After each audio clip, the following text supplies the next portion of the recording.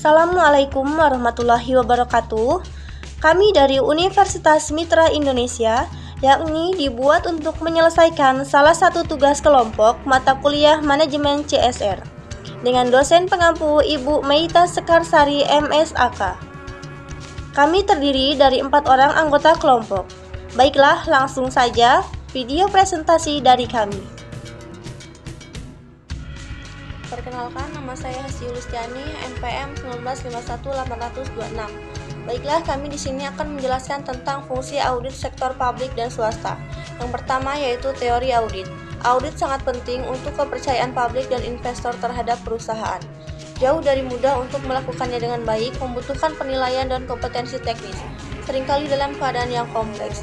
Ada 3 teori tulisan akademik dasar yang dianggap fundamental, yaitu yang pertama teori harapan rasional, kedua filosofi auditing mode dan saraf, dan yang ketiga filosofi dan prinsip auditing Profesor David. Assalamualaikum warahmatullahi wabarakatuh. Perkenalkan, nama Syahrini Yundasari, MPM 1951831. Perkembangan profesi audit. Pengesahan Companies Act 1948 untuk pertama kalinya mengharuskan auditor memiliki kualifikasi profesional dan undang-undang itulah yang meletakkan dasar-dasar profesi audit modern. Auditor sekarang harus mematuhi ini dalam praktik audit mereka. Standar menggunakan istilah entitas sebagai istilah umum yang mencakup semua jenis bisnis, perusahaan atau usaha, termasuk perusahaan, amal, otoritas lokal, dan lembaga pemerintah. Ketiga, peran auditor eksternal.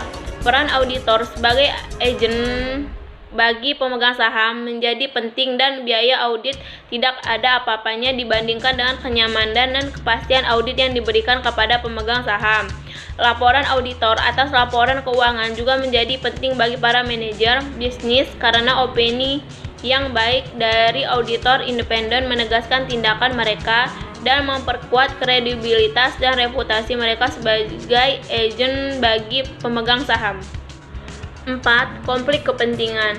Masalah yang dihadapi profesi audit dari waktu ke waktu dan yang telah sampai pada kesimpulan sebaiknya dibiarkan saja. Masalah itu adalah konflik kepentingan yang melekat antara auditor yang bertindak untuk pemegang saham sebagai walinya, penanam modal, dan pemegang stempel persetujuan atas laporan agennya, dan auditor yang sama yang bayarannya dibayar oleh direktur dan yang dapat meminta pekerjaan dan audit dari individu yang sama. Kelima, globalisasi. Perkembangan teknologi yang memungkinkan peningkatan perdagangan global dan perluasan pasar modal telah mengakibatkan 1. Regulator membutuhkan standar informasi yang lebih baik dalam hal akurasi, ketepatan waktu untuk melindungi investor. Kedua, kebutuhan auditor untuk menggunakan teknologi dan mengembangkan pendekatan baru untuk audit bisnis multinasional yang besar. Ketiga, pertumbuhan perdagangan online berbasis internet yang telah menantang pendekatan audit konvensional. Keempat, perusahaan audit semakin dituntut untuk melaksanakan penugasan jenis jaminan. Regulasi profesi audit. Profesi audit memiliki peran penting dalam validasi informasi keuangan. Sangat penting bahwa profesi audit terlihat memiliki kualitas, integritas, dan independensi yang memungkinkan publik investor untuk mempercayai sertifikat yang mereka tanda tangani. Profesi harus dilihat di atas kecurigaan dan benar-benar independen dan objektif. Jika tidak, maka tidak memiliki validasi mungkin dapat membawa untuk memungkinkan peserta di pasar, termasuk entitas itu sendiri, investor dan calon investor, untuk membuat keputusan yang tepat. 7. Menekan berbasis aturan dan kerangka kerja terhadap regulasi.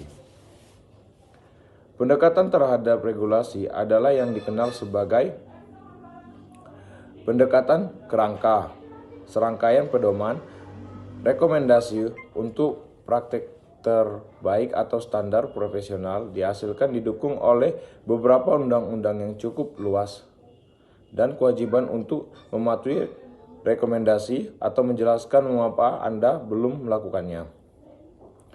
8. Regulasi profesional dan kode etik. Auditor individu harus dikarakterisasi oleh apa yang dikenal sebagai badan pengawas yang diakui RSB yang 1. Uni Eropa dan regulasi. Pada bulan Oktober 2010, Uni Eropa menerbitkan buku hijau kebijakan audit pelajaran dari krisis Komisi Eropa 2010. Hal ini dimaksudkan untuk merangsang perdebatan tentang hal-hal yang mempengaruhi profesi audit, dan salah satunya adalah dominasinya firma audit Big Four. Uni Eropa telah mengambil garis yang kuat dalam hal ini, dan dalam proposalnya yang luas telah menyarankan reformasi yang mungkin telah membuat ngeri dunia regulasi audit Inggris yang nyaman. 11. Peran audit internal. Peran dan fungsi audit internal ditetapkan oleh Institute of Audit Internal sebagai berikut. Audit internal adalah aktivitas konsultasi dan insurans meningkatkan operasi organisasi. Ini membantu organisasi mencapai tujuannya dengan membawa pendekatan yang sistematis dan disiplin untuk mengevaluasi dan meningkatkan efektivitas manajemen risiko, pengendali, dan proses tata kelola. 12. Kemerdekaan. Kunci keberhasilan fungsi audit internal yang dipandang sebagai hal-hal yang sangat penting bagi tata kelola perusahaan yang baik adalah cara fungsi audit internal terstruktur di dalam organisasi. Auditor internal terikat oleh aturan etika yang sama dengan auditor eksternal. 13. Sektor publik.